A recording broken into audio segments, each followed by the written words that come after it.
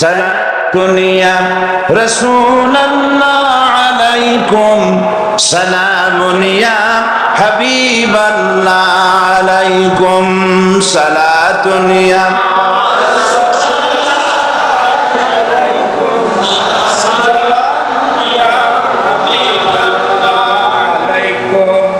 আলহামদুলিল্লাহ আলহামদুলিল্লাহ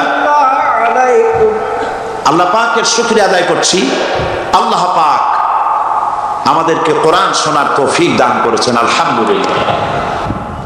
আচ্ছা, আপনারা বলেন তো, জেন, দুষ্ট জেন আর ভূত প্রেতে যদি আসর করে তাহলে কোরআন শরীফের কোন আয়াত পড়তে হয়? জি, ওলামারা বলেন না, আয়াতুল কুরসি। কোনটা পড়তে হয়? বলেন কোনটা? চট্টগ্রাম তাফসীর মাহফিল উপলক্ষেও কিছুটা ভূত প্রেতের আসর হয়েছে। এই ভূত প্রেতের আসর থেকে রক্ষা করার জন্য সকলে আমার সাথে পড়েন যথারীতি। আউযু বিল্লাহি মিনাশ শাইতানির রাজিম। বিসমিল্লাহির রাহমানির রহিম।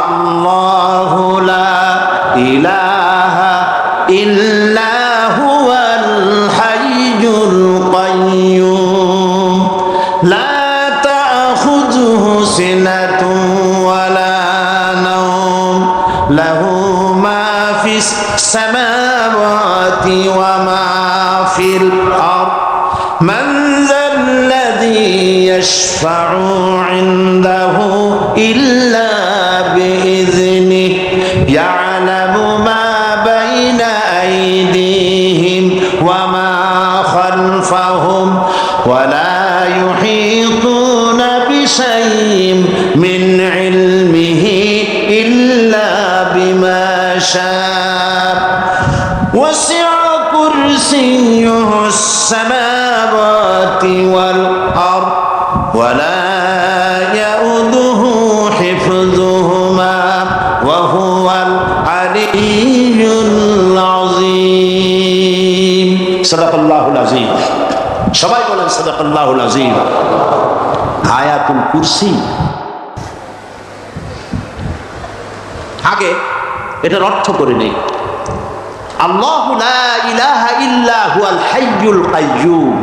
আল্লাহ হচ্ছেন তিনি যিনি ছাড়া কোনো ইলাহ নাই, যিনি সার্বভৌমত্বের একমাত্র মালিক। লা তাখুযুহু সিনাতুন ওয়ালা নাওম, যাকে ঘুম এবং তন্দ্রা স্পর্শ করে না। লাহু মা ফিস সামাওয়াতি ওয়া মা ফিল আরদ, আকাশ ও জমিনে যা কিছু আছে সবই তার।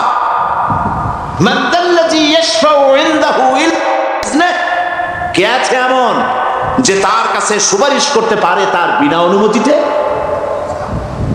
মা বাইনা আইদিহিম ইয়ালামু মা বাইনা আইদিহিম ওয়া মা খালফাহুম, তিনি সবার অগ্র পশ্চাৎ এর সব কিছুর খবর রাখেন। ওয়ালা ইউহীতুনা বিশাইইন মিন ইলমিহি ইল্লা বিমা শাআ, তার জ্ঞাত বিষয়ের কিছুই মানুষ নিজেদের আয়ত্তে আনতে পারে না। অবশ্য আল্লাহ যদি কাউকে কিছু দিতে চান, ওয়াসি'a কুরসিয়্যুহু সামাওয়াতি ওয়াল আরদ, তার একচ্ছত্র ক্ষমতা এবং কর্তৃত্ব আকাশ এবং জমিনকে পরিব্যাপ্ত করে রেখেছে। ওয়ালা ইয়াউদুহু হিফযুহুমা ওয়া হুয়াল আলিয়্যুল আযীম, আর আকাশ এবং পৃথিবীর রক্ষণাবেক্ষণ করতে গিয়ে আল্লাহ পাক মোটেই ক্লান্তি বোধ করেন না, আর তিনি হচ্ছেন এক মহান শ্রেষ্ঠতম সত্তা। বলি সাদাকাল্লাহুল আযীম। আয়াতুল কুরসি, এই আয়াতটি আয়াতুল কুরসি হিসেবে পরিচিত। কি নামে পরিচিত? আয়াতুল কুরসি। এখানে মহান আল্লাহ পাকের এমন সব পূর্ণাঙ্গ পরিচিতি পেশ করা হয়েছে যার নজির গোটা কোরআন শরীফে নাই। সুবহানাল্লাহ। তাই হাদিস শরীফে এই আয়াতটিকে শ্রেষ্ঠ আয়াত বলা হয়েছে। কোরআন শরীফের কি আয়াত? শ্রেষ্ঠ আয়াত বলা হয়েছে। আমরা প্রত্যেকটি প্রতিটি ফরজ নামাজের পরে এই আয়াতে কারিমা পড়ে থাকি, ঠিক কিনা বলে?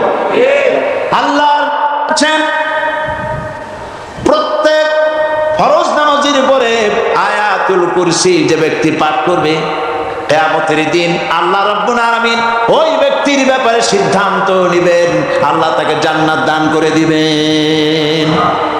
হতে পারে এবার আপনারা কেউ করতে পারেন বাস ওয়াজ আর না শুনলে চলবে, আয়াতুল কুরসি পড়বো আর জান্নাতে চলে যাব না, বিষয়টা এমন নয়। বিষয়টা হচ্ছে আয়াতুল কুরসির মধ্যে এমন কিছু কথা আছে যা বুঝে যদি পড়ে আর আমল করে আল্লাহ পাক কিয়ামতের সিদ্ধান্ত নেবেন, জান্নাত দিয়ে দিবেন। সুবহানাল্লাহ, বলেন সুবহানাল্লাহ। এর কারণ হলো আয়াতুল কুরসির মধ্যে আল্লাহ পাক সার্বভৌমত্বের কথা বলেছেন। আজ আমরা স্লোগান দেই সব সমস্যার সমাধান। ও মাশাআল্লাহ, চট্টগ্রামের সবাই বোধহয় এই পরিচিত স্লোগানটা জানেন না। জবাব তো আপনারা জবাব দিতে পারলেন না কেন? সব সমস্যার সমাধান দেন স্লোগান আপনারাই।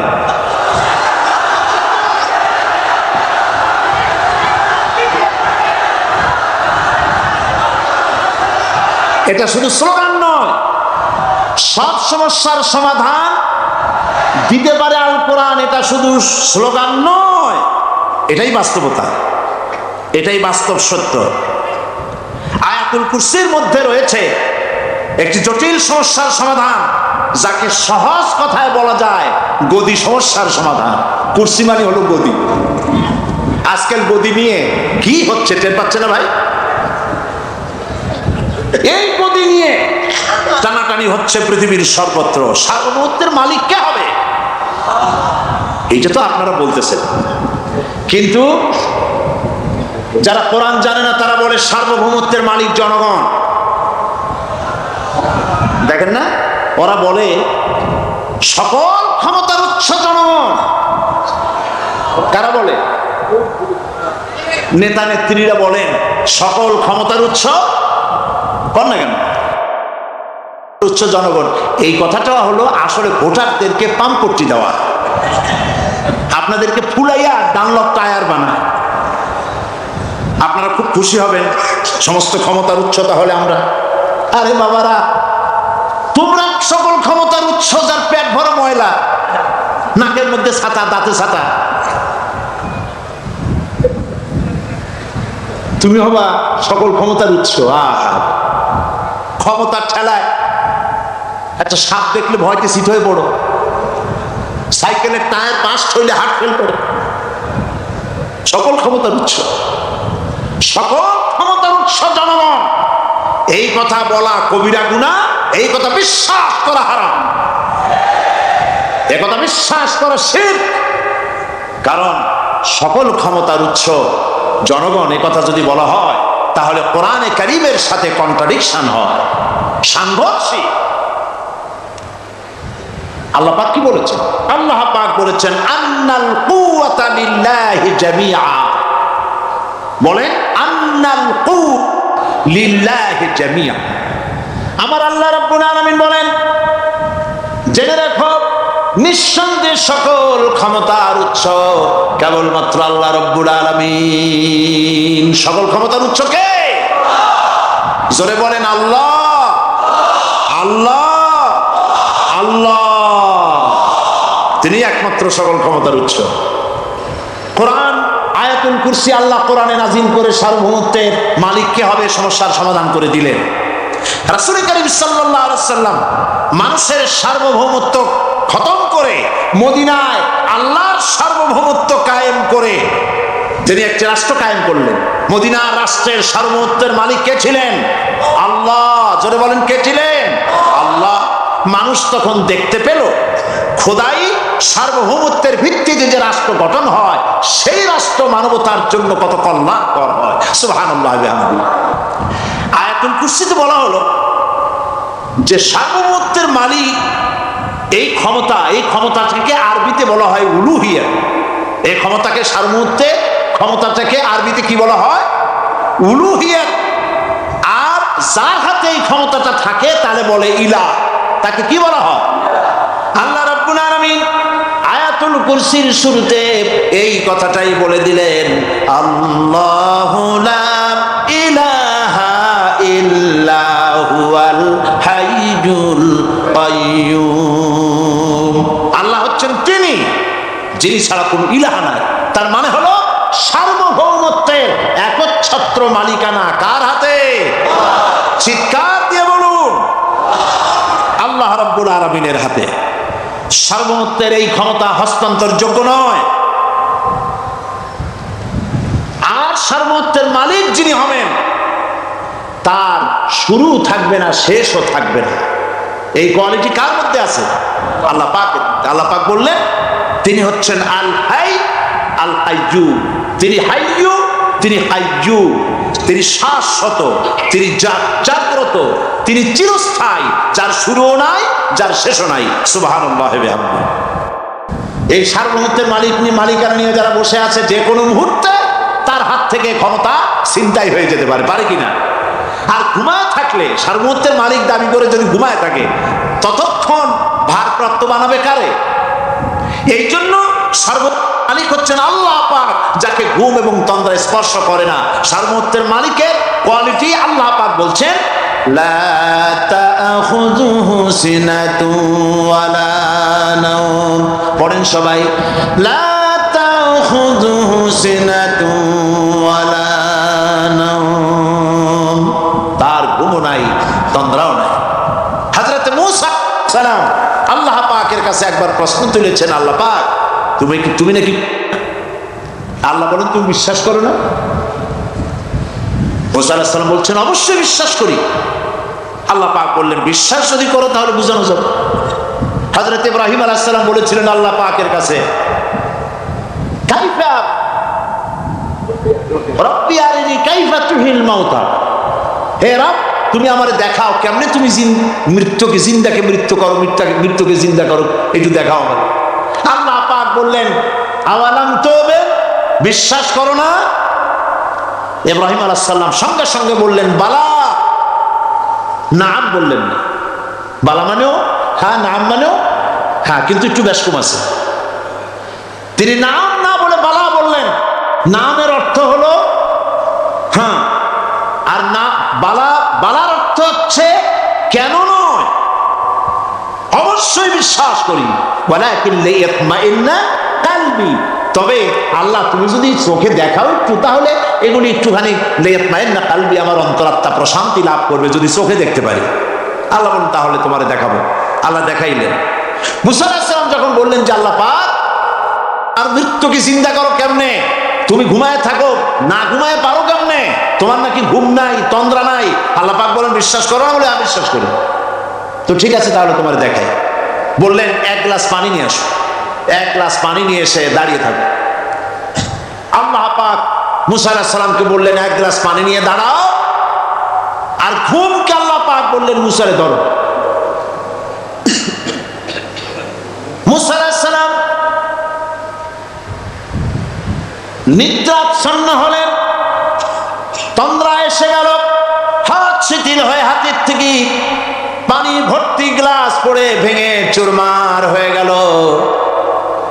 মূসা আলাইহিস সালাম ভয় পেয়ে গেলেন। আল্লাহ রাব্বুল আলামিন বলেন ভয় পাওয়ার কোনো কারণ নাই, তোমার প্রশ্নের জবাব আমি এভাবেই দিলাম। এক গ্লাস পানি নিয়ে কয়েক মিনিট দাঁড়াইতে পারো নাই, ঘুমের সঙ্গে সঙ্গে গ্লাস পড়ে ভেঙে গেল। তাম আকাশ আর জমিন, গোটা সৃষ্টি জগৎ তোমার আল্লাহ পাকের হাতের মুঠার মধ্যে রয়েছে। আল্লাহ যদি ঘুমায় যায় সব শেষ হয়ে যাবে। তাম সৃষ্টি জগতের ট্রাফিক কন্ট্রোল আল্লাহ কর্তৃক হয়। আর মানুষের যা হয় আল্লাহ পাক তার থেকে সম্পূর্ণ মুক্ত। আল্লাহ পাকের ঘুম নাই, তন্দ্রাও নাই। লা তাখুযুহু সিনাতুন ওয়ালা নাওম। ঘুমও নাই, তন্দ্রাও নাই। আল্লাহ পাক সমস্ত রকমের মানবীয় কোয়ালিটি থেকে, গুণ থেকে মুক্ত, মুবাররা, পবিত্র। আল্লাহ রাব্বুল আলামিন সার্বভৌমত্বের একচ্ছত্র মালিক হচ্ছেন আল্লাহ পাক। তিনি ছাড়া কোনো ইলাহা নাই। তিনি পরিষ্কার করে বলছেন আল্লাহু লা ইলাহা ইল্লা হুয়াল হাইয়ুল কাইয়্যুম। সবাই পড়েন আল্লাহু লা ইলাহা ইল্লা হুয়াল হাইয়ুল কাইয়্যুম। আল্লাহ হচ্ছেন সার্বভৌমত্বের মালিক, তিনি ছাড়া কোনো ইলাহ নাই। এমন একটি আয়াত তাফসীরের জন্য আল্লাহ এনে দিয়েছেন, যেই আয়াতটি বুঝলে পরে দুনিয়াও শান্তি, আখিরাতেও শান্তি। গতি সমস্যার সমাধান হবে, সব সমস্যার সমাধান হবে। আয়াতুল কুরসি এমন আয়াত যা তেলাওয়াত করলে, বুঝলে, আমল করলে কিয়ামতের দিন আল্লাহ পাক তার সম্পর্কে সিদ্ধান্ত নেবেন, জান্নাত দিয়ে দেবেন। সুবহানাল্লাহ। আউযু বিল্লাহি মিনাশ শাইতানির রাজীম। বিসমিল্লাহির রাহমানির রাহিম। প্রত্যেক অক্ষরে অক্ষরে 10 করে নেকি এখন আমাদের নামায় আমলে লেখা হচ্ছে। সুবহানাল্লাহ। গলা ছেড়ে দিয়ে সবাই পড়েন আমার সাথে আল্লাহু লা ইলাহা ইল্লা হুয়াল হাইয়ুল কাইয়্যুম লা তাখুযুহু সিনাতুন ওয়ালা নাওম লাহু মা ফিস সামাওয়াতি ওয়া মা ফিল আরদ মান যাল্লাযী ইয়াশফা'ু 'ইনদাহু ইল্লা বিইذনিহি ইয়া'লামু মা বাইনা আইদিহিম ওয়া মা খালফাহুম ওয়া লা ইউহীতুনা বিশাইইন মিন ইলমিহি ইল্লা বিমা শাআ ওয়াসি'a কুরসিয়্যুহুস সামাওয়াতি ওয়াল আরদ ওয়া লা ইয়াউদুহু হিফযুহুমা ওয়া হুয়াল আলিয়্যুল আযীম। সাদাকাল্লাহুল আযীম। আয়াতুল কুরসি হচ্ছে কোরআন শরীফের সর্বশ্রেষ্ঠ আয়াত। সুবহানাল্লাহ। রাসূল বলেছেন আয়াতুল কুরসি হচ্ছে কোরআনে কারীমের সর্বশ্রেষ্ঠ আয়াত এবং আল্লাহ পাকের তাওহীদের ব্যাপারে, সার্বভৌমত্বের ব্যাপারে এত বিস্তারিত অল্পের মধ্যে আর অন্য কোন আয়াতের মধ্যে ভাবে আসে নাই। এই জন্য আয়াতুল কুরসি এত মর্যাদা। কালকে আরো একটি হাদিস শোনাইছিলাম, বোধহয় নিশ্চয়ই আপনাদের মনে আছে। প্রত্যেক ফরজ নামাজের পরে আয়াতুল কুরসি যে একবার পড়বে, তেলাওয়াত করবে, কিয়ামতের দিন আল্লাহ পাক তার সম্পর্কে সিদ্ধান্ত নেবেন, তাকে জান্নাত দিয়ে দেবেন। সুবহানাল্লাহ কইতে ইচ্ছে করলো না? আলহামদুলিল্লাহ বলবেন না? তার অর্থ হলো এই আয়াতুল কুরসি যদি মানুষ পড়ে আর বোঝে আর ওই অনুযায়ী যদি আকীদা তৈরি হয়, জীবন তৈরি হয়, তার জীবন জান্নাতের জন্য তৈরি হয়ে যায়। গতকাল আল্লাহ পাকের সার্বভৌমত্বের কথা আমরা আলোচনা করেছিলাম।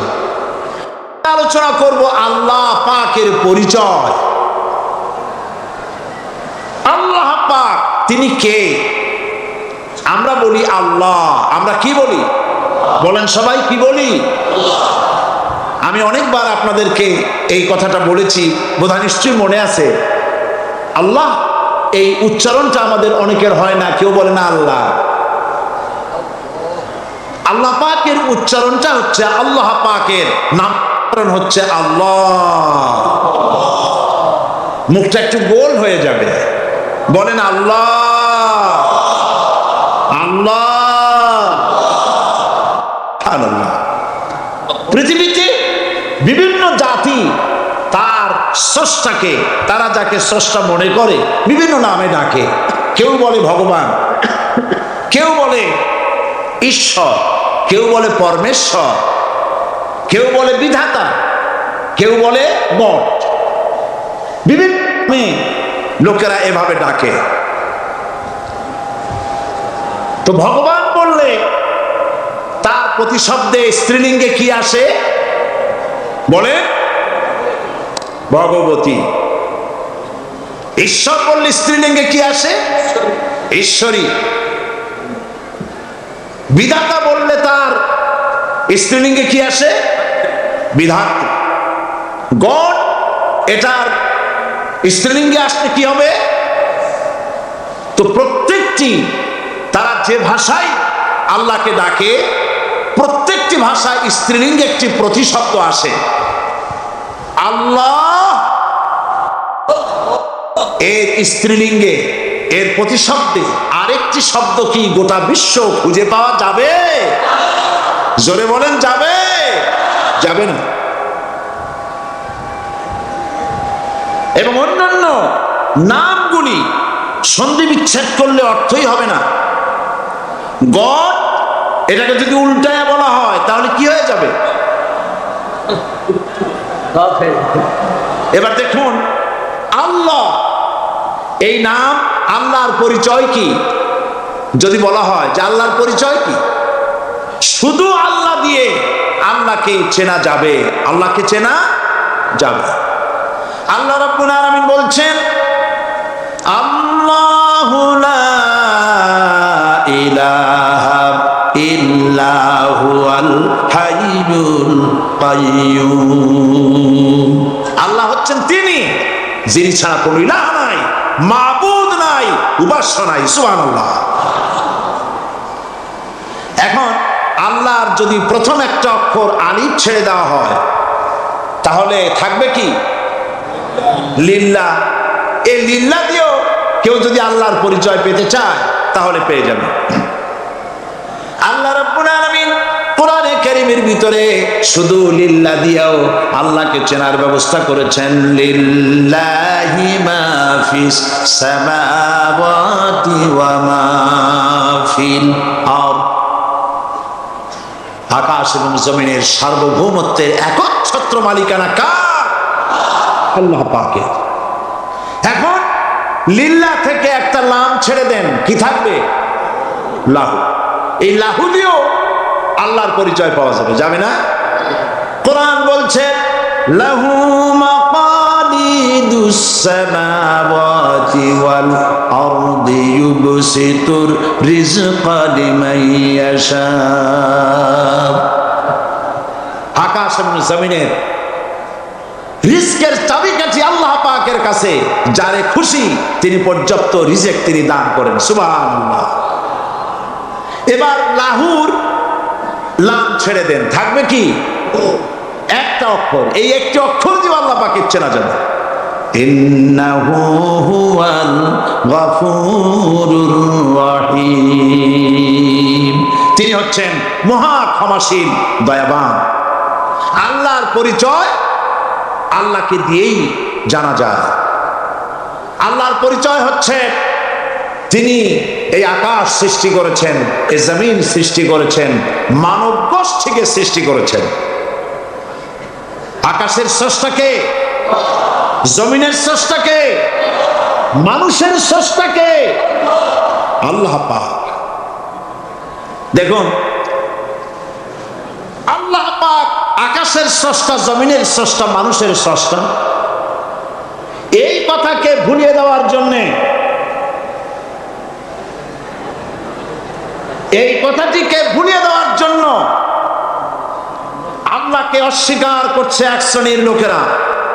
তারা বলছে দেয়ার ইজ নো গড, স্রষ্টা বলতে কেউ নাই।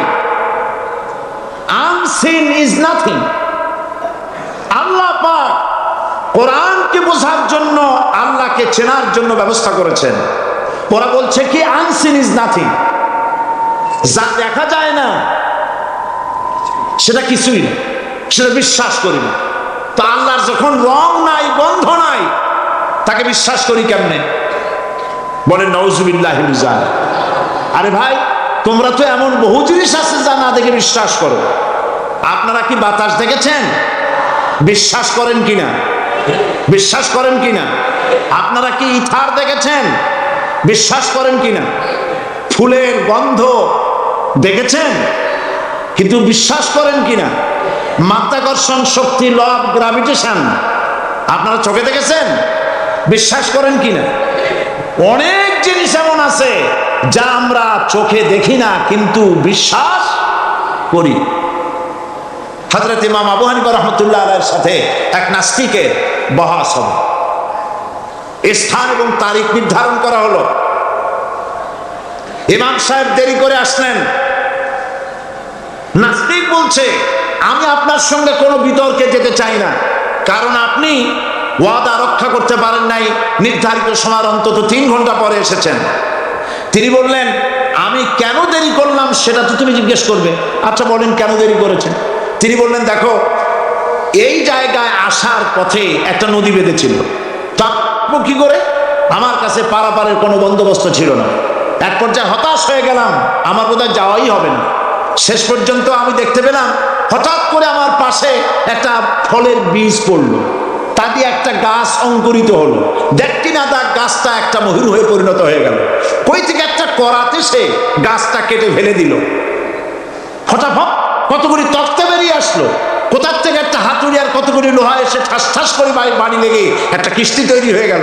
কিস্তিটার ধাবায় পড়লো নদীতে, আমি লাফ দিয়ে উঠলাম, তাই যা দেরি হলো।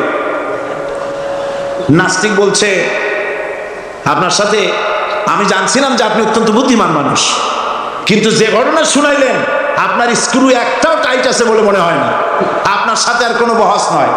তিনি বললেন, কেন? কয় বহস না, আপনি বলছেন যে এইরকম একটা গাছ চারা হয়ে গেল, সাথে সাথে বিনা মিস্ত্রিতে গাছটা কাটলো, তারপর এটা দিয়ে তক্তা হলো, লোহা আসলো, হাতুড়ি হইলো, বিনা মিস্ত্রিতে কিস্তি তৈরি হয়ে গেল, নৌকা এটা পড়লো নদীতে, আর বিনা মাঝিতে আপনি পার হয়ে আসলেন। এটা কি আদৌ সম্ভব? ইমাম আবু হানিফা রাহমাতুল্লাহ আলাইহি বলছেন, তোমার সাথে আমি কোনো কিতাব দিয়ে ঝগড়া করব না, কোনো কিতাব দিয়ে আমি তোমার সাথে বহস করব না। এই একটি দৃষ্টান্ত তোমার জন্য যথেষ্ট। একটা মিস্ত্রি ছাড়া যদি একটা কিস্তি তৈরি না হতে পারে, একটা গাছ কেটে তক্তা যদি না হতে পারে, এই বিশাল আকাশ, এই বিশাল জমিন, আর তোমার মতো এরকম একটা সুন্দর মানুষ বিনা মিস্ত্রিতে বিনা স্রষ্টায় তৈরি হলো কেমনে? এক কথায় নাস্তিক বলছে, আমার জীবনের ভুল ধরা পড়ল। নাস্তিক বলছে, জীবনের ভুল ধরা পড়েছে, আমি মুসলমান হয়ে গেলাম। লা ইলাহা ইল্লাল্লাহু মুহাম্মাদুর রাসূলুল্লাহ। জোরে পড়েন, লা ইলাহা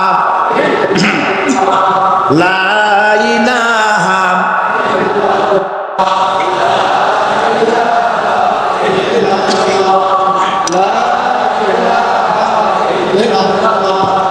লা ইলাহা ইল্লাল্লাহু মুহাম্মাদুর রাসূলুল্লাহ।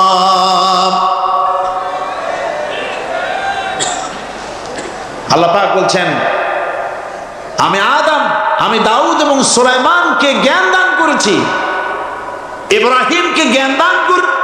কোরআন শরীফের বহু জায়গায় শুধু জ্ঞানের কথাই বলা হয়েছে। সুবহানাল্লাহ। সুতরাং বুদ্ধিজীবী, এই বুদ্ধিজীবীরা তারা আসল জ্ঞানটা নাই। আসল জ্ঞান কোনটা বলেন? কোনটা? ডক্টর শহীদুল্লাহ মরহুম, আমি অনেকবার বলেছি তার কথা, তাকে জান্নাতুল ফেরদাউস নসিব করুন, বলেন আমিন। ডক্টর শহীদুল্লাহ মরহুম বলতেন তার লোকদেরকে যে তোমরা বিদেশ থেকে অনেক ডিগ্রি নামের আগে আনতে পারো, তোমরা পণ্ডিত, একথা আমি স্বীকার করি, কিন্তু কোরআন শরীফের জ্ঞান যদি না থাকে তাহলে পণ্ডিতের আগে আর একটা শব্দ বসবে, মূর্খ পণ্ডিত। কোরআনের জ্ঞান পাণ্ডিত্যকে পরিপূর্ণ করে দেয়, কারণ ওমা উতীতুম মিনাল ইলমি ইল্লা কালিলা। সুবহানাল্লাহ। আল্লাহ পাক বলছেন, তোমাদেরকে সামান্যতম জ্ঞান দান করেছি। কতটুকু জ্ঞান? কতটুকু? সামান্যতম জ্ঞান দান করেছি। সুতরাং আল্লাহ পাক কোরআনের মধ্যে তার নিজের পরিচয় ছোট্ট একটি সূরার মধ্যে ব্যাপক আকারে বলে দিয়েছেন। কি? কুল হুয়াল্লাহু আহাদ। সবাই পড়েন আমার সাথে, কুল হুয়াল্লাহু আহাদ আল্লাহুস সামাদ লাম ইয়ালিদ ওয়া লাম ইউলাদ ওয়া লাম ইয়াকুল লাহু কুফুয়ান আহাদ। আল্লাহ পাক বলেন, আল্লাহ এক এবং একক, তিনি কারো মুখাপেক্ষী নন, তিনি কাউকে জন্ম দেন নাই, তাকেও কেউ জন্ম দেয়নি। আকাশ আর জমিনে আল্লাহর সমকক্ষ কেউ নাই। সুবহানাল্লাহ। তাকে কেউ জন্ম দেয়নি, তিনিও কাউকে জন্ম দেননি। তিনি এক, তিনি ছিলেন, তিনি আছেন, তিনি থাকবেন। তার শুরুও নাই, তার শেষও নাই। সুবহানাল্লাহ। এই আল্লাহ রাব্বুল আলামিন তার পরিচয় আয়াতুল কুরসি সার্বভৌমত্বের পরিচয় দিয়েছে, আল্লাহর পরিচয় দিয়েছে। আল্লাহ তিনি খালিক। মানব সৃষ্টি এবং পৃথিবীর সৃষ্টি ইতিহাস ঘাটলে মানুষের যদি কিসমত ভালো থাকে, তাহলে আল্লাহর সান্নিধ্য, আল্লাহর অস্তিত্ব সম্পর্কে জ্ঞান তাকে আল্লাহ পাক দান করে দেন। সুবহানাল্লাহ। পৃথিবীর সৃষ্টির ব্যাপারে বুদ্ধিজীবীরা কি বলছেন দেখুন। পৃথিবীর সৃষ্টির ব্যাপারে বিজ্ঞানীরা বলছেন যে এই পৃথিবী এরকম ছিল না, তো কিরকম ছিল? এইটা সূর্যের পাশ থেকে একটা উজ্জ্বল শক্তিশালী জ্যোতিষ্ক দারুণ ফোর্স নিয়ে যাচ্ছিল।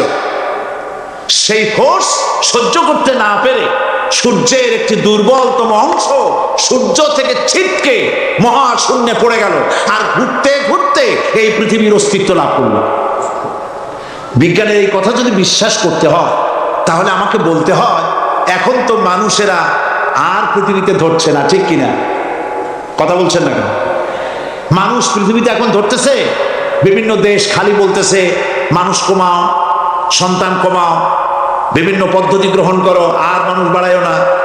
আল্লাহ পাক বলছেন, আল্লাহু লা ইলাহা ইল্লা হুয়াল হাইয়ুল কাইয়্যুম। আল্লাহ হচ্ছেন তিনি, যিনি ছাড়া কোনো ইলাহ নাই।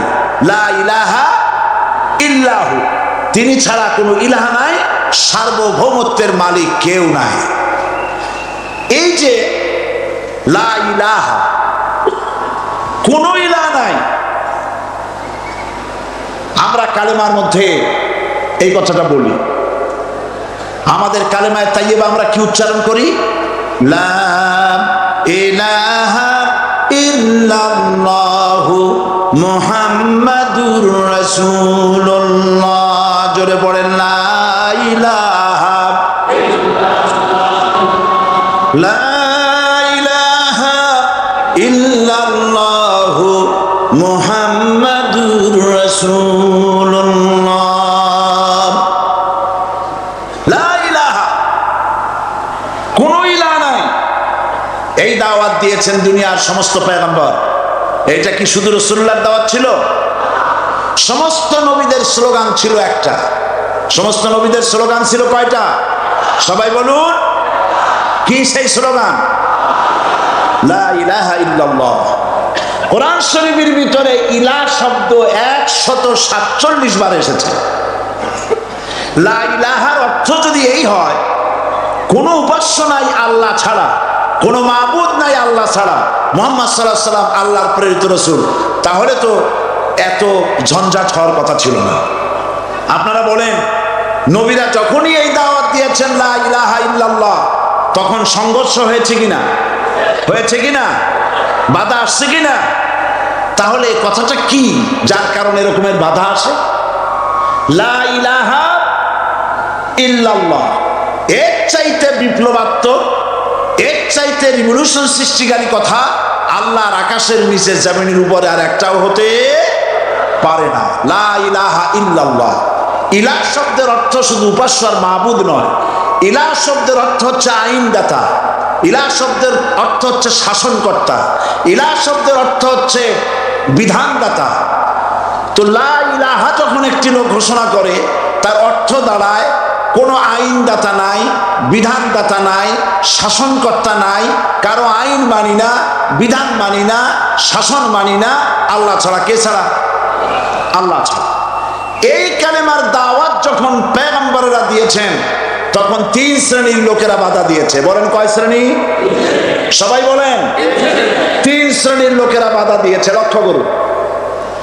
1 নম্বরে বাধা দিয়েছে রাষ্ট্রশক্তি। 1 নম্বরে বাধা দিল কারা?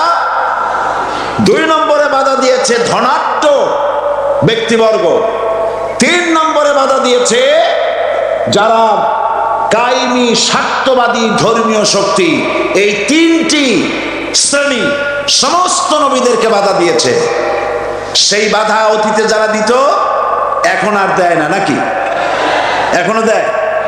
দেখুন, এই কালেমার দাওয়াত হযরতে মূসা আলাইহিস সালামকে যেদিন আল্লাহ পাক প্রথম ওহী দিলেন, এই দাওয়াত শুধু রাসূল দেন নাই, আল্লাহ পাক বলছেন প্রত্যেক নবী তার সাথীকে এই দাওয়াত দিয়েছেন। কি? আল্লাহ রাব্বুল আলামিন বলেন সকল নবী তার কওমকেই বলে দাওয়াত দিয়েছেন, ইয়া কওমি ইবুদুল্লাহ মা লাকুম মিন ইলাহিন গায়রু। হে সম্প্রদায়, আল্লাহ ছাড়া কোনো ইলাহ নাই, তার ইবাদত করো, তারই দাসত্ব করো, তার গোলামি করো। আল্লাহ পাক মূসা আলাইহিস সালামকে যখন নবুয়ত দিলেন, প্রথম যে ওহী এলো, প্রথম ওহীটাই ছিল ইন্নানি আনাল্লাহ লা ইলাহা ইল্লা আনা ফা'বুদনি ওয়া আকিমিস সালাতা লিযিকরি। নিশ্চয়ই আমি আল্লাহ, আমি ছাড়া কোনো ইলাহ নাই, আইনদাতা নাই, বিধানদাতা নাই, সুতরাং আমার দাসত্ব করো এবং আমার শরণার্থে নামাজকে প্রতিষ্ঠা করো। মূসা আলাইহিস সালামকে আল্লাহ পাক ওহী দিয়ে তাকে পাঠালেন। কোথায় পাঠালেন? আল্লাহ পাক বলেন, ইযহাব ইলা ফিরআউনা ইন্নাহু তাগা। গোটা কওম নাফরমান, আল্লাহর আইন কেউ মানছে না। গোটা কওমের কাছে না পাঠাইয়া আল্লাহ পাক সর্বপ্রথম মূসা আলাইহিস সালামকে দাওয়াত নিয়ে কার কাছে পাঠালেন? ফেরাউনের কাছে। কারণ ফেরাউন হচ্ছে রাষ্ট্রশাসক। ফেরাউন কি? রাষ্ট্রশাসক। হযরতে মূসা আলাইহিস সালাম ফেরাউনের কাছে গেলেন আর দাওয়াত দিলেন, ফেরাউন পড়ে নাও লা ইলাহা ইল্লাল্লাহ। একটি কথা আপনাদের মনে রাখতে হবে, দুনিয়ার কোন ফেরাউন, কোন নমরুদ, কোন সাদ্দাত, কোন হামান কেউ বলে নাই যে আমি আল্লাহ, আমি রাজ্জাক, আমি খালেক, আমি পৃথিবীর সৃষ্টি করেছি। কথা কেউ বলেছে? কেউ বলেনি। কি বলেছে তারা? ফেরাউন বলেছে মা আলিমতু লাকুম মিন ইলাহিন গায়রি, আমি তো জানি না আমি ছাড়া আরো কোনো ইলাহ আছে, এ কথা আমার জানা নাই, সুতরাং আমি হচ্ছি ইলাহ, আর তুমি বলছো লা ইলাহা।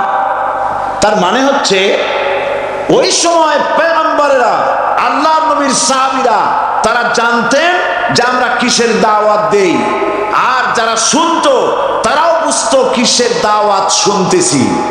আজ আমার দেশে একই কালেমার দাওয়াত দেওয়া হয়, কিন্তু মানুষেরা বুঝতে পারে না কি শুনতেছি। ভাষা জানার ব্যাপারে, বোঝার ব্যাপারে হলো আসল বিষয়। এটা বুঝাতে গিয়ে আমি মাঝে মধ্যে একটা দৃষ্টান্ত দেই এভাবে। একজনের একটা রেশনের দোকান ছিল, সেই দোকানে তার একটা ময়না পাখি ছিল। আর ময়না পাখিকে কথা শেখানো যায় সেটা তো আপনারা জানেন। জি, ময়নাকে শিখাইছে যে লাইন করুন, এক এক করে আসুন। ময়না এই কথা শিখেছে। সকালবেলায় যখন রেশনের দোকানে ভিড় পড়ে গেছে, তখন ওই পাখি খাঁচার মধ্যে বসে বলছে লাইন করুন, এক এক করে আসুন। একদিন খাঁচার দরজা খোলা পেয়ে পাখি উড়ে গিয়ে গাছের ডালে বসেছে। আশেপাশে যত পাখি ছিল তারা চিন্তা করলো এই রকমের পাখি তো কখনো দেখি নেই। ময়না তো দেখতে কাকের মতো না, শালিকের মতো না, দেখতে একটা ভিন্ন রকম। ওরা এসে চতুর্দিক থেকে এই নবান্ত, এই যে নতুন এসেছে, ওরে ঠোকরানো শুরু করেছে চতুর্দিক থেকে। ঠোকরানি খেয়ে ময়না বলতেছে লাইন করুন, এক এক করে আসো। এখন ময়না তো বোঝে না যে কি বলতেছি, আর যে পাখিরা ঠোকরাচ্ছে তারাও তো বোঝে না যে কি শুনতেছি। ময়না যদি বুঝতো যে আমি কি বলি, সবাই মিলে ঠোকরায়, তাই জান বাঁচে না, লাইন করে ঠোকরাই তো কলজে যাবে, সব ঠোঁটে ঠোঁটে চলে, বোঝে না। আমাদের অবস্থা তাই হয়েছে। সুতরাং এই কালেমার দাওয়াত যখন হযরতে মূসা আলাইহিস সালাম দিলেন, ফেরাউন বলল আমি তো জানি না যে আমি ছাড়া আরো কোন ইলা আছে, আইনদাতা তো আমি, তুমি নতুন কোথা থেকে আইনদাতা নিয়ে আসছো? ফেরাউন বলছে দেখো, আমারে বাদ দিয়া যদি অন্য কাউকে ইলাহ বলে তুমি মানো, আর সেই শিক্ষা যদি যে জাতিকে দাও, তাহলে আমি তোমাকে ধরে লাআজআলান্নাকা মিনাল মাসজুনিন, আমি তোমাকে কারারুদ্ধ করব, আমি তোমাকে জেলখানায় ঢুকিয়ে দেব। রাষ্ট্রশক্তি প্রথম বাধা দিল কারা? বলেন সবাই। সেই বাধা কি ওখানে শেষ হয়েছে না এখনো আছে? আছে কিনা জোরে বলেন। আমি তোমাকে জেলখানায় ঢুকাবো। হযরতে মূসা আলাইহিস সালাম বলেন ফেরাউন রে, জেলের ভয় আমি করি না, আমাকে জেলের ভয় দেখায়া লাভ নাই, আমি আল্লাহ পাকের পয়গম্বর হযরতে মূসা আলাইহিস সালাম। ফেরাউনের দলবল আছে, লোক লস্কর আছে, তার অস্ত্রের অভাব নাই। আল্লাহ রাব্বুল আলামিন মূসা আলাইহিস সালামের কাছে একটা অস্ত্র দিয়ে দিলেন, দিছিলেন কিনা? দিছিলেন কিনা? আল্লাহ পাক হযরত মূসা কি বলেছেন, ওয়া মা তিলকা বিয়ামিনিকা ইয়া মূসা, মূসা রে তোমার হাতে ওটা কি? মূসা আলাইহিস সালাম বললেন এটা লাঠি। আল্লাহ পাক বললেন ফেলে দাও লাঠি, লাঠি ফালায় দিলেন, কি হয়ে গেল? হিয়া হাইয়াতুন তাসআ, লাঠি হয়ে গেল। এখন লাঠি পড়ে সাপ হয়ে গেল। সাপ দেখে নবী হোক, ওলি হোক, সাহাবী হোক আর আলেম হোক, সাপ দেখলে ভয় করে না মানুষের?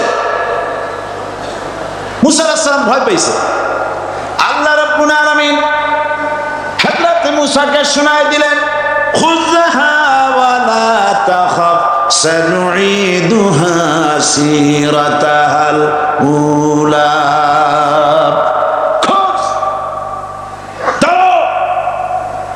লা তাখাফ, ভয় পেও না। আল্লাহ বলছেন ধরো, ভয় পেও না। ধরার সঙ্গে সঙ্গে স্বাভাবিক অবস্থায় ফিরে আসবে, আবার লাঠি হয়ে যাবে। এখন আল্লাহ বলছেন ধরো, মূসা আলাইহিস সালাম কি ভয় পাওয়া উচিত হবে? উচিত হবে? মূসা আলাইহিস সালাম কি ভয় পাইছিলেন? কারণ হচ্ছে দুশমনের শক্তিটা খুব বড়ই দেখা যায়, মনে হয় যেন অনেক বড়, কি জানি কি। আল্লাহ পাক বলছেন ইন্না কাইদাশ শায়তানে কানা দাঈফা, শয়তানের চক্রান্ত যতই তুমি মনে করো অনেক ষড়যন্ত্রের জাল বিস্তার হয়ে আছে, আল্লাহ কয় কিছুই না, দাঈফা অত্যন্ত দুর্বল। আল্লাহ পাক বললেন ধরো, মূসা আলাইহিস সালাম সাপ ধরলেন, সঙ্গে সঙ্গে লাঠি হয়ে গেল। ফেরাউন বরদাস্ত করল না, রাষ্ট্রশক্তির পক্ষ থেকে আক্রমণ শুরু হলো। অপরাধ কি? মূসা আলাইহিস সালামের অপরাধ কি? কি অপরাধ? মাশাআল্লাহ, বুঝতে পেরেছেন। অপরাধ হচ্ছে তিনি বলেছেন লা ইলাহা, জোরে বলেন লা ইলাহা ইল্লাল্লাহ। এই কালেমাকে আজ আমরা ভিক্ষার বুলি বানাইছি। এটা হলো সার্বভৌমত্বের বুলি, এটা হচ্ছে আল্লাহ পাকের সার্বভৌমত্বের কথা। আজ আমরা মানুষের কাছে আমরা শুনি, মানুষেরা ভিক্ষা চায়, লা ইলাহা ইল্লাল্লাহ, এক মুঠ চাউল দেন, লা ইলাহা ইল্লাল্লাহ 10 খান পাই দেন। এই হচ্ছে কালেমার জিকির। আবার কেউ কেউ জিকির করতেছে লা ইলাহা আস্তে, ইল্লাল্লাহ জোরে, এমন জোরে কলব সাফ করে, কলব তাতে থাকলেও পারে গেলেও পারে। এই কালেমা জার, এর আঘাত পয়গম্বররা মেরেছেন। হযরতে মূসা আলাইহিস সালাম যখন বলেছেন লা ইলাহা ইল্লাল্লাহ, এই ধাক্কা ফেরাউন বরদাস্ত করতে পারে নাই। দরিয়া নীলের ভিতরে আল্লাহ পাক ডুবাইয়ে শেষ করে দিয়েছেন, দেন নাই? হযরতে মূসা আলাইহিস সালাম তার উম্মতেরা দরিয়ার পাশে বসে দ্বীনি কথাবার্তা বলতেছেন।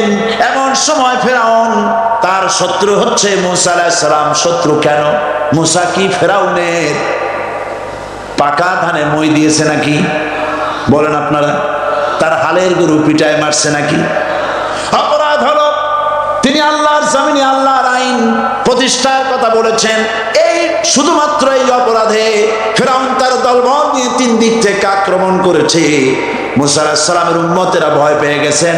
তারা বলছেন ইন্না লামুদরাকুন, আমরা পাকড়াও হয়ে গেছি। 3 দিকে সারাশি আক্রমণ, 3 দিকে শত্রু, একদিকে দরিয়া, পালাবার রাস্তা আছে? হযরত মূসা আলাইহিস সালাম ভয় পেয়ে গেলেন, সারেন্ডার করলেন না। হযরত মূসা আলাইহিস সালাম বললেন কাল্লা, কখনো নয়, ভয় পাওয়ার কোনো কারণ নাই। রব্বি সায়াহদিন, অবশ্যই আমার রব আমার জন্য রাস্তা করে দিবেন। ভয় পাইও না, আমার রব রাস্তা করে দিবেন। আল্লাহ রাব্বুল আলামিন হযরত মূসা আলাইহিস সালামকে অর্ডার করলেন, হাতের লাঠি দিয়া দরিয়ার উপরে আঘাত করো। হযরত মূসা আলাইহিস সালাম দরিয়ার উপর আঘাত করলেন। রাস্তা ছিল দরকার একটার। এক বাড়িতে আল্লাহর হুকুমে লাঠি দিয়ে একটি আঘাত করার সঙ্গে সঙ্গে হযরত মূসার তার সঙ্গী সাথী দরিয়া পার হওয়ার জন্য দরিয়ার মধ্যে দিয়ে আল্লাহ 12টা রাস্তা পয়দা করে দিলেন। সে আল্লাহ আছে না নাই? এত আসতে বলুন কেন? ভয় পাওয়ার কারণ আছে? রাষ্ট্র শক্তি বাধা দিয়েছে সমস্ত নবীদেরকে। কেন? নবীদের চরিত্র খারাপ? জোরে বলে, নবীদের চরিত্র খারাপ? নবীদের চাইতে মাসুম বেগুনাহ উন্নত চরিত্রের মানুষ আল্লাহর আকাশের নিচে জমিনের উপরে আর হয় না। তোমরা যে সামনে তাদের পিছনে দৌড়াও, অমুকের সৈনিক, নেতা নেতা করে মরো, এইসব নেতা যাদের পিছনে দৌড়াও, এই নেতাগুলি, আমি জিজ্ঞেস করি আপনাদেরকে, এই নেতাগুলি জীবনে একবারও জেনা করে নাই? এ ব্যাপারে অনুসারীরা আপনারা কি নিশ্চিত? মিথ্যা কথা জীবনেও কয় নাই, প্রতারণা করে নাই, ঠাট্টা করে নাই, বিদ্রুপ করে নাই, মদ খায় নাই, মানুষ হত্যা করে নাই। কিসের নেতা? নেতা হচ্ছেন সেই ব্যক্তি যিনি বলেছেন, ও আমার স্ত্রীরা, ও আমার সাহাবীরা, রাতের আধারে আমার মধ্যে যা আচরণ দেখতে পাও, দিনের আলোতে আমার মধ্যে যা দেখতে পাও, সবগুলি খুলে খুলে মানুষের কাছে বলে দাও। তার নাম বিশ্বনবী মুহাম্মদ রাসূলুল্লাহ সাল্লাল্লাহু আলাইহি ওয়াসাল্লাম।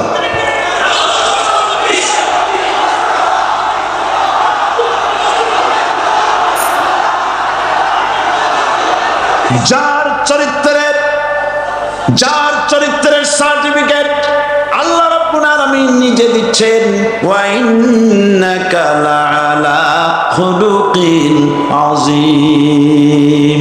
নবী হে, উন্নত চরিত্রের উপরে আপনি প্রতিষ্ঠিত। সুবহানাল্লাহ। কে সার্টিফিকেট দিচ্ছেন? আযীম, আযীম। আরবিতে চওড়াকে বলা হয় আরিদ, গভীরতাকে বলা হয় আমিক। কত প্রশস্ত, যা মাপার কোনো ফিতা নাই। কত গভীর, যা মাপার কোনো যন্ত্র নাই। এইটাকে আরবিতে বলা হয় আজিম। সুবহানাল্লাহ বলতে ইচ্ছে করে না? ও নবী, তোমার চরিত্র এমন যা মাপার মতো যন্ত্র পৃথিবীতে নাই। লা ইলাহা ইল্লাল্লাহ। পড়েন সবাই, লা ইলাহা ইল্লাল্লাহ। আপনিও যদি নবীদের মতো, সাহাবীদের মতো বুঝা এই কলেমার দাওয়াত দেন, বাধা আসবেই। বোঝাবুঝির ব্যাপার, বুঝতেই সারল। কত মাহফিল হয় বাংলাদেশে, হয় না? কোনো বাধা নাই। ঠিক কিনা? কত পূজা হয়, পার্বণ হয়, গান হয়, থিয়েটার হয়, গুণাগার বিবির গান হয়, কত কিছু হয়। কোনো বাধা আছে? তাফসীরের মাহফিলে বাধা। কারণ ওরা বুঝতে পেরেছে এ তাফসীরের মাহফিলে গাজীর গীত হয় না, এ তাফসীরের মাহফিলে আল্লাহর সার্বভৌমত্ব কায়েমের আন্দোলন চলে।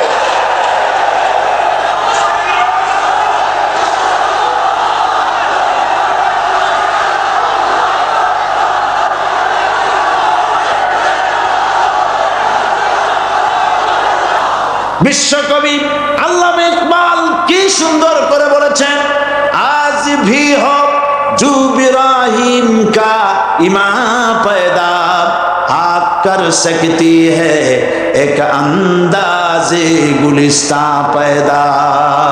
ইব্রাহিমের ইমান যদি আজও কোথাও হয় বিদ্যমান, করতে পারেন অগ্নিকুণ্ডে খুবসুরত এক গুলিস্তান। এখনো যদি ইব্রাহিমের সন্তানদেরকে আগুনের মধ্যে ফেলে দেওয়া হয়, আর ইব্রাহিম ইমান যদি থাকে, আগুনকে ফুলের বাগান বানাবার ক্ষমতা আল্লাহর আছে। চিরকাল আল্লাহ পাক এই কালেমাকে দিয়েছেন আল্লাহর সার্বভৌমত্বকে প্রতিষ্ঠা করার জন্য। আয়াতুল কুরসি শুধু পড়ে বুকে ভু দেওয়ার জন্য নয়, পড়েন আমার সাথে, আল্লাহু লা ইলাহা ইল্লাহু আল হাইয়ুল কাইয়্যুম। দুনিয়ার সমস্ত পয়গম্বর অত্যাচারিত হলেন, শুধু তাই নয়, বিশ্ব নবী আখিরি জামানার পয়গম্বর নবী মুহাম্মদ রাসূলুল্লাহ সাল্লাল্লাহু আলাইহি ওয়াসাল্লাম জাতির কাছে আসলেন। তিনি এসে বললেন, ইয়া আইয়ুহান নাস কুলু লা ইলাহা ইল্লাল্লাহ। প্রথম দাওয়া, প্রথম দাওয়া। শুনছেন কথা? রাসূলুল্লাহ বলছেন, ও জাতি, আমার রাসূল তো মক্কার রাসূল না শুধু, মদিনার রাসূল না শুধু, আপনি ভাষাভাষীদের রাসূল না শুধু, আমার নবী কি নবী? চিল্লায় বলে। তাই তিনি বলেছেন, ও বিশ্বের মানবতা, বিশ্বের মানব গোষ্ঠী, যদি মুক্তি পেতে চাও, নাজাত পেতে চাও, উচ্চারণ করো, বিশ্বাস করো, আমল করো, বলো লা ইলাহা ইল্লাল্লাহ। জোরে পড়েন, লা ইলাহা ইল্লাল্লাহ, লা ইলাহা ইল্লাল্লাহ মুহাম্মাদুর রাসূলুল্লাহ। কোরআন কারীমের ভিতরে আয়াতুল কুরসির মধ্যে বলে দিয়েছেন, আল্লাহু লা ইলাহা ইল্লাহু আল হাইয়ুল কাইয়্যুম। প্রাণ খুলে সবাই পড়েন, বসা মানুষ, দাঁড়ানো মানুষ, আল্লাহু লা ইলাহা ইল্লাহু আল হাইয়ুল কাইয়্যুম। আল্লাহ রাব্বুল আলামিন, তিনি ছাড়া কোনো ইলাহ নাই, তিনি সার্বভৌমত্বের মালিক, কেউ নাই আল্লাহ ছাড়া। এই কথা মানুষকে ঘোষণা করতে হবে। সুবহানাল্লাহ ওয়ালহামদুলিল্লাহ লা ইলাহা ইল্লাল্লাহ, সুবহানাল্লাহ ওয়ালহামদুলিল্লাহ লা ইলাহা ইল্লাল্লাহ, সুবহানাল্লাহ ওয়ালহামদুলিল্লাহ লা ইলাহা লা ইলাহা ইল্লাল্লাহ মুহাম্মাদুর রাসূলুল্লাহ। আল্লাহুম্মা আমিন। রব্বানা যালামনা আনফুসানা ওয়া ইন লাম তাগফির লানা ওয়া তারহামনা লানাকুনান্না মিনাল খাসিরিন। সবাই পড়েন আমার সাথে, রব্বানা যালামনা আনফুসানা ওয়া ইন লাম তাগফির লানা ওয়া তারহামনা লানাকুনান্না মিনাল খাসিরিন। রব্বানা যালামনা আনফুসানা ওয়া ইন লাম তাগফির লানা ওয়া তারহামনা লানাকুনান্না মিনাল খাসিরিন। আলোচনায় যদি কোনো ভুল হয়ে থাকে মাফ করে দাও।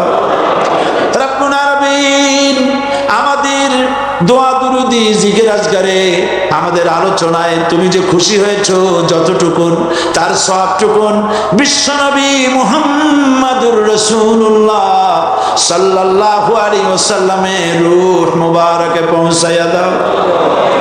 রব্বুল আলামিন तमाम আম্বিয়ায়ে কেরাম, উলামায়ে মুতাকাদ্দিমিন, উলামায়ে মুতাআখিরিন, সালফে সালিহিন যারা দুনিয়া থেকে মুমিন মুমিনাত বিদায় হয়ে গেল, আল্লাহ কবরগুলিকে জান্নাতের টুকরায় পরিণত করে দাও।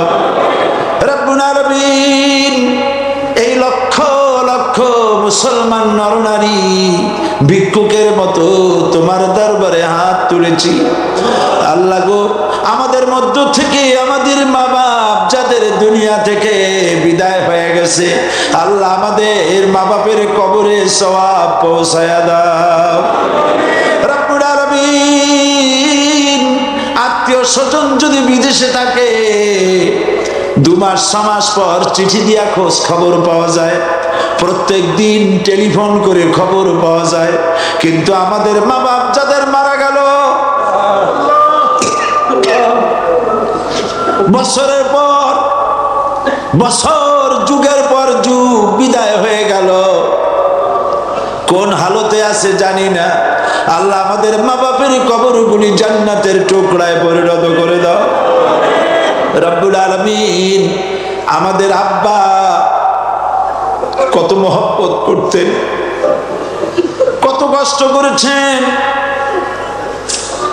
আল্লাহ তাআলা আমাদেরকে লেখাপড়া শেখাবার জন্য কত কষ্ট করেছেন, মানুষ বানাবার জন্য কত কষ্ট করেছেন, আমাদের জন্য ঘর বাড়ি বানায়া জায়গা জমি কিনে রেখে সবগুলি থুয়ে খালি হাতে চলে গেছে বাবা। আল্লাহ আমাদের আব্বা রুহের পরে সওয়াব পৌঁছায় দাও। রব্বুল আলামিন এখন তো আর বাড়ি গেলে নাম ধরে কেউ ডাকে না। আয় আল্লাহ, আমাদের আব্বা যত গুনাহ করেছি জানা অজানা সমস্ত গুনাহগুলি আল্লাহ তুমি সাইয়্যাতগুলি হাসানাত দিয়া বদলাইয়া দাও। রব্বুল আলামিন আমাদের জনম দুঃখিনী মা, আয় আল্লাহ মা যা যে হারাইছে সেই বোঝে কি নিয়ামত তার চলে গেছে। আল্লাহ আমাদের মা যার বিদায় হয়ে গেছে, মায়ের কবরটাকে জান্নাতের টুকরায় পরিণত করে দাও। রব্বুল আলামিন মায়ের পেটের ভিতরে বসে 10টা মাস ধরে মায়ের কষ্ট দিছি, তিনি ডেলিভারিতে কষ্ট করেছেন, 2-2.5 বছর বুকের দুধ খেয়ে কষ্ট দিয়েছি, পেশাব পায়খানা করে মায়ের কাপড় চোপড় নষ্ট করে দিয়েছি। মা বিরক্ত হন নাই, থাপ্পড় মারেন নাই, আছাড় দিয়া ফালায় দেন নাই। আল্লাহ মা যাদের মারা গেল বাবু, মায়ের কবরটাকে জান্নাতের টুকরা বানায়া দাও। রব্বির হামহুমা কামা রব্বায়ানি সগীরা। আমার ভাইয়েরা, আমার মা বোনেরা করুণ ভাবে আল্লাহরে বলেন রব্বির হামহুমা কামা রব্বায়ানি সগীরা, রব্বির হামহুমা কামা রব্বায়ানি সগীরা। রব্বানা তাকাব্বাল মিন্না ইন্নাকা আনতাস সামিউল আলিম ওয়া তুব আলাইনা ইন্নাকা আনতাত তাওয়াবুর রহিম। সুবহান রাব্বিকা রাব্বিল ইজ্জাতি আম্মা ইয়াসিফুন ওয়া সালামুন আলাল মুরসালিন ওয়ালহামদুলিল্লাহি রাব্বিল আলামিন। ওয়াজআল আখিরা কালিমাতিনা ইনদাল মাউত লা ইলাহা ইল্লাল্লাহু মুহাম্মাদুর রাসূলুল্লাহ। আসসালামু